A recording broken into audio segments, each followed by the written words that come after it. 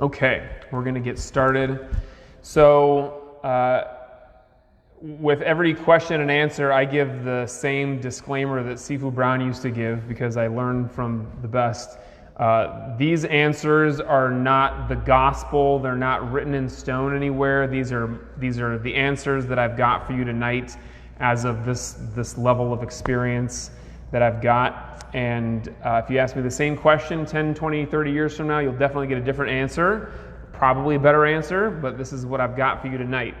So your questions, and you guys can ask me anything that you want to talk about. It doesn't have to be specifically limited to meditation, and if it's something that I don't feel comfortable talking about, I'll tell you, but I probably feel comfortable talking about it at least a little bit.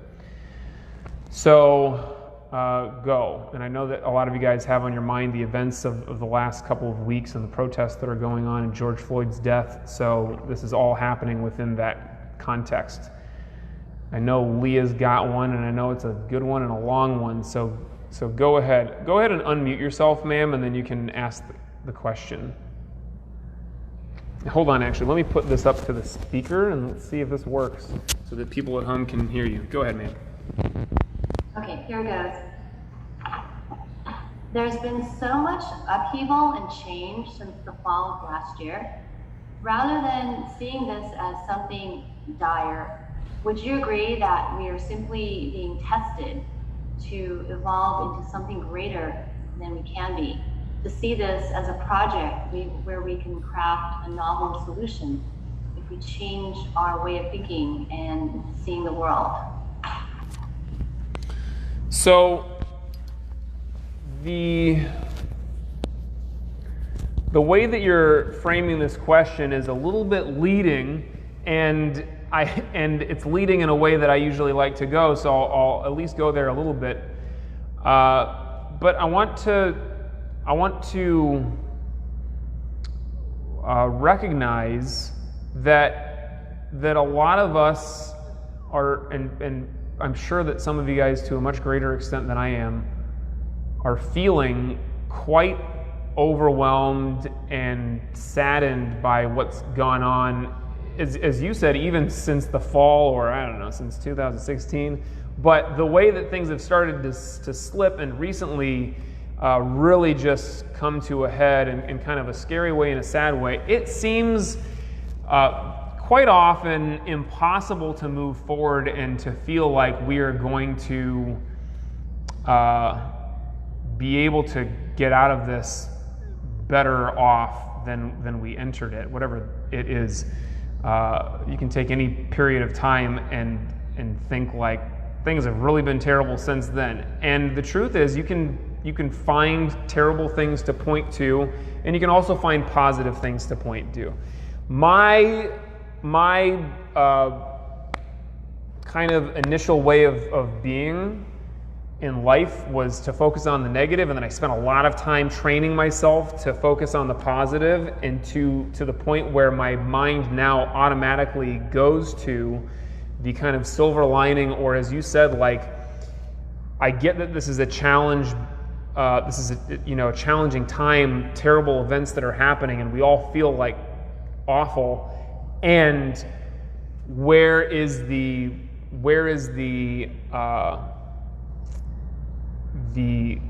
way to grow or to move forward or to actually turn this into a positive here?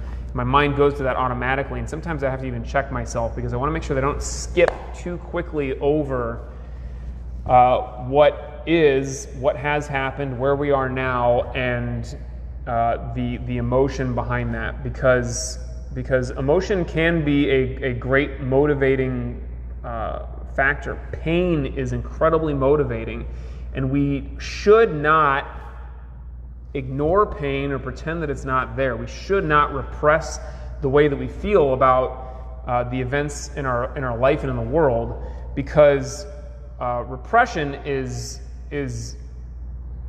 like the worst level of attachment. It's like we're so attached to the way that we are or see ourselves as being that we are afraid to deal with the reality of the situation, even the reality of our own thoughts and emotions.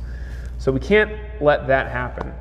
But I fully believe I mean, let's look at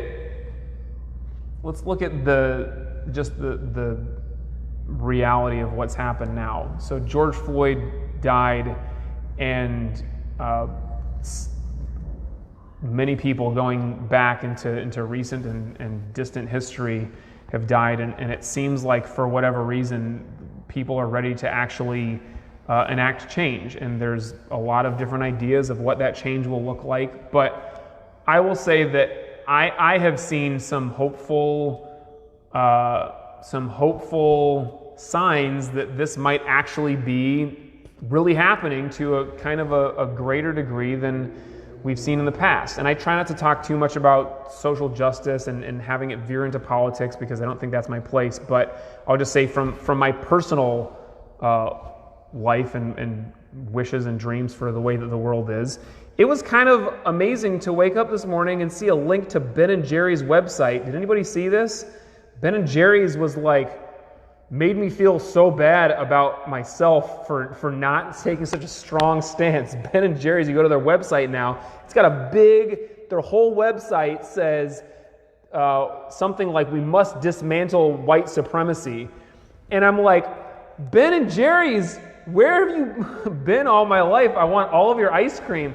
And it's like, the fact that corporations are really taking a stand on this in a way that I've never seen in the past, I think is kind of an incredible sign. And wherever you stand on the political end of this, I think we can all agree that there is real change that needs to take place. And as soon as even corporate America starts getting behind it, things start to look a little bit better at least. And then what happens for a lot of people is we say, okay, well, we got that much done, and that's enough for me, so I'm going to kind of pack it in and move along my merry way. We got to see this again as a sign that things can go in the right direction. And I talked about this in a talk a couple of weeks ago, I think, just about this idea of we're always kind of looking for the easy way out. Human beings are all about efficiency, and kind of that ends up looking like laziness sometimes. We can't let that happen. We can't allow ourselves to get complacent and just take the easy way out and say, well, we see a little bit of positive change, and now that means that we can ease off the gas and just hope that things keep going in this direction. You see positive change, that's the time to step on the gas even further and keep going. And I do believe absolutely, because I am thoroughly and unabashedly an idealist, and I believe that humanity and society is we have limitless potential for good, and we also have limitless potential for bad, so we have to check that and move in the right direction. But I believe that we can, as a society and as a human race, we can see what the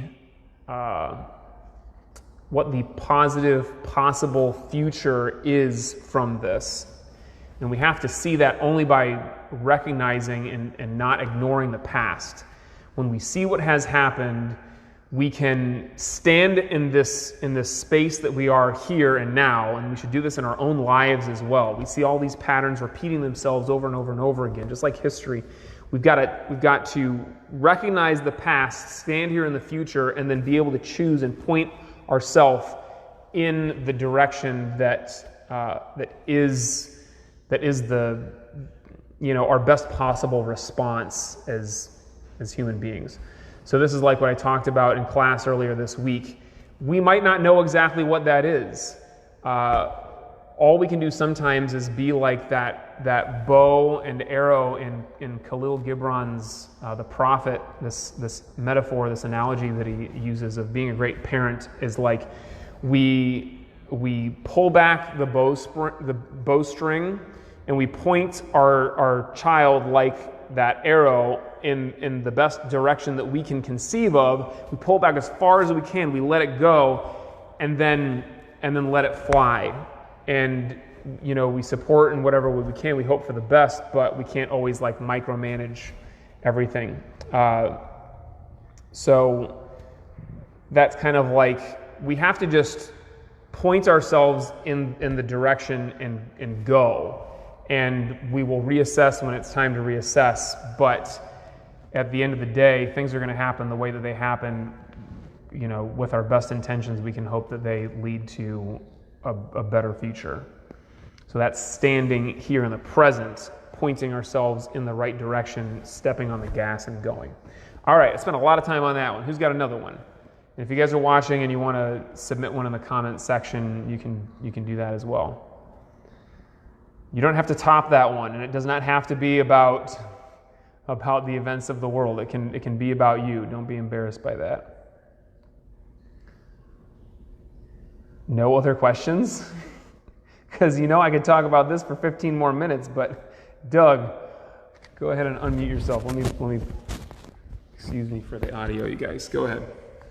Yes, sir. I'm going to have trouble phrasing this, and just thinking totally different train of thought about the relationship between being competitive or competition and ego, and how those relate and what other factors there might be involved in like a competitive nature or a competitive person or that kind of thing you hear, and I'm like, where does that motivation come from? Yeah. Why did you watch The Last Dance? Not yet. I can't find it. I don't know. It's on ESPN.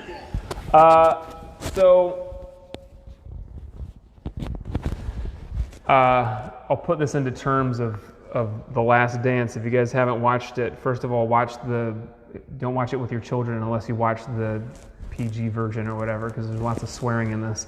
The Last Dance is about the Chicago Bulls' last run at the championship, and it's I think a 10-part documentary series, and it features prominently Michael Jordan, who is widely renowned to be like the most competitive human being to ever exist.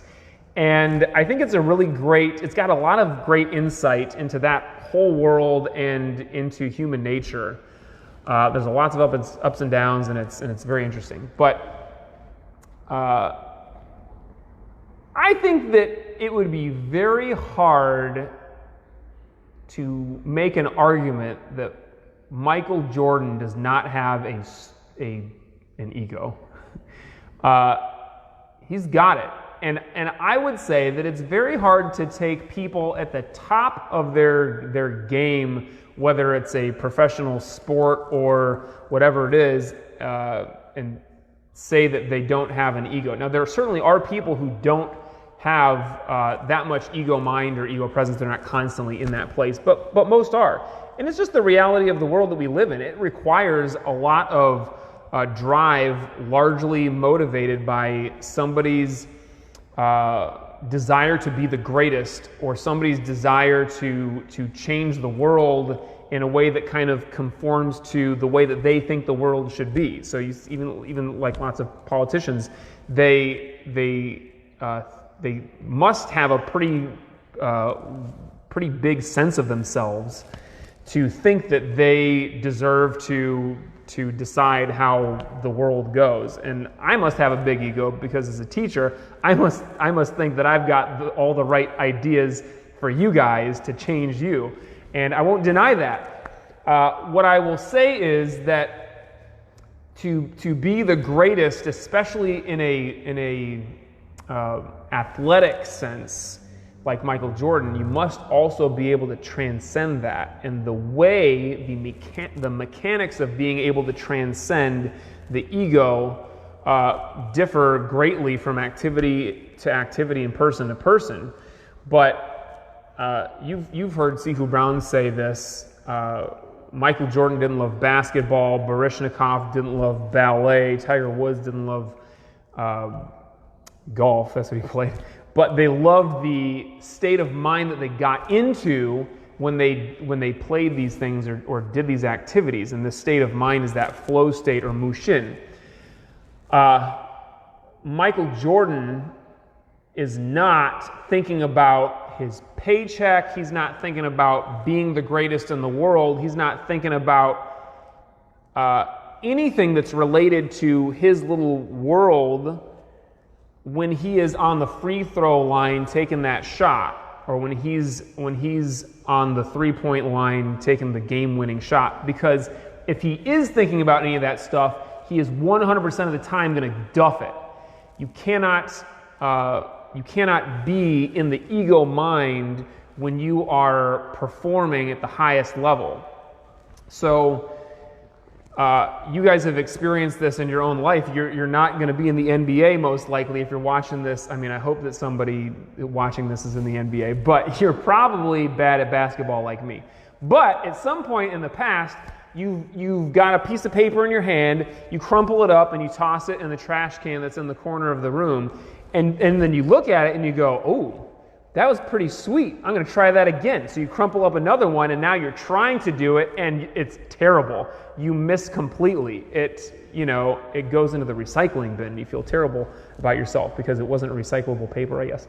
In any case, the fact that you inserted yourself into the situation and made it about you because you're like, I'm going to do that again, or you say, that was great, let me see if I can kind of back up and make it even sweeter, that kills the opportunity for your body to do what you've trained it to do, or in some cases what just is natural for you. If you've got decent hand-eye coordination, you don't have to sit there and train shooting trash clumps into the trash can. You've got enough to make it happen if you let yourself get out of the way.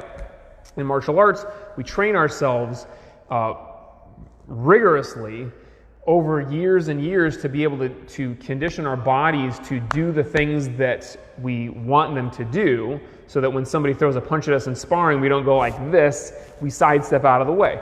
And then we endeavor to get our egos and our small minds out of the way so that it's no longer part of the equation, so it's not in the way of us responding with lightning quick speed and power and all that. So what I'm trying to say here more specifically about your question, Doug, is that I think that the way that it happens most often is you have an ego, and if you are a human being that is not enlightened, you have an ego. That part of you that imagines itself to be separate from everyone and everything else, that part of you that is really in play with all of the events of the world recently. And that part of you wants to be better than somebody else. That part of you in its ugliest state or way of being wants to kind of hold down other people, to make yourself feel big. This is what bullies do. And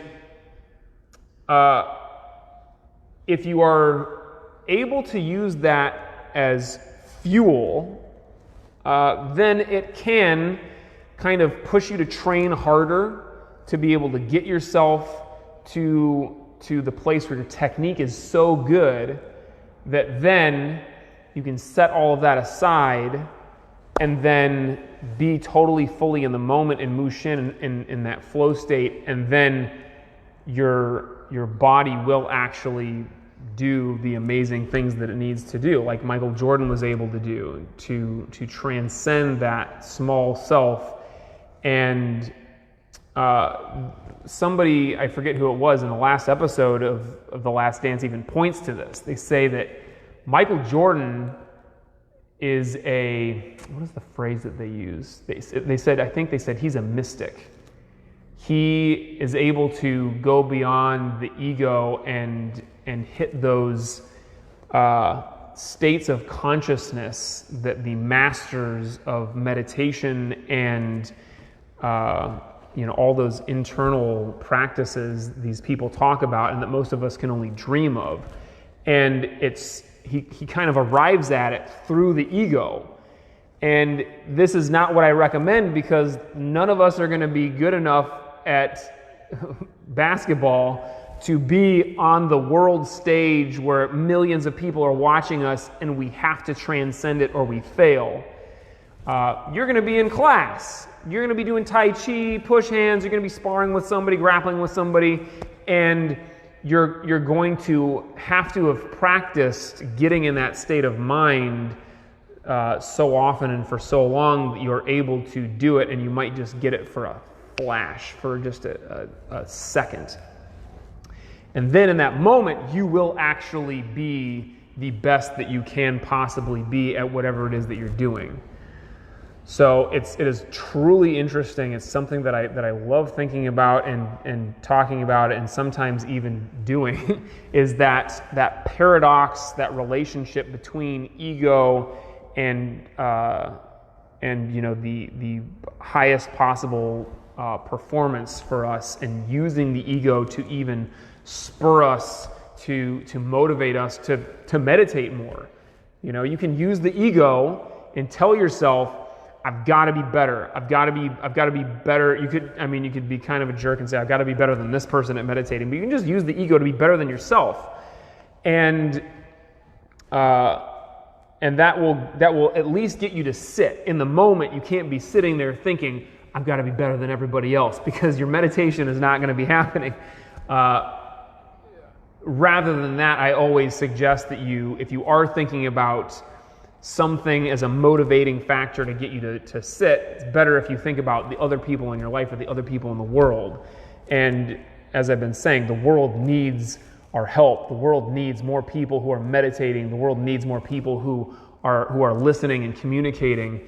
And if we use that, it will be a great motivating factor to get us to practice and be in the best possible way that we can, so that we are transcending the ego, yet still have all of that kind of fired up energy going into whatever it is that we're going to do. I hope that helps. Other question. So Tina wants to know when the dojo will be open. I hope it's open soon. I really hope it's open soon, as long as we are not going to catch coronavirus, which is that thing that was going on that we all forgot about. And so the timing of the dojo opening is going to depend on primarily first the restrictions that are placed on the dojo by the government, but then also the reality of the situation on the ground with coronavirus. If it's looking good and cases are dropping and we can do it safely, then we'll do it. We'll do it as soon as we can. And thank you, Marlena, for telling me that I look younger and thinner. It's my coronavirus hairdo and my beard. And I haven't been eating enough, apparently. Other question? No other question. I mean, we can stop with this. It's a pretty good cap on it.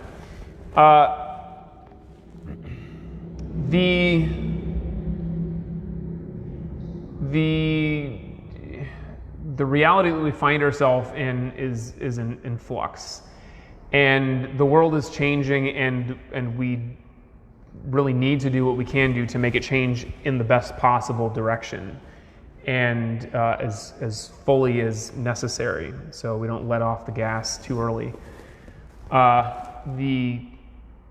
The practice of meditation, for example, this is similar to what I was talking about at the end of class. The practice of meditation is not for us to forget about the world and pretend that nothing is happening. It should, in the moment of our practice and in our physical practice of Kung Fu and Tai Chi, also have that effect of, I'm able to be in the present right here and have a break from that. And you can think of it like it's recharging your batteries. But you will be thrust violently back into the reality of our world and your life as soon as those things are over. And you've got to count on that and take the lessons and take the peace of mind or the kind of empowering state that we get into in our practice out into the world and out into our life, and use that. So your meditation and your your physical practice is almost useless if it only lives in the space of the dojo or the space of your living room where you're practicing at home, or that space of time when you are doing it.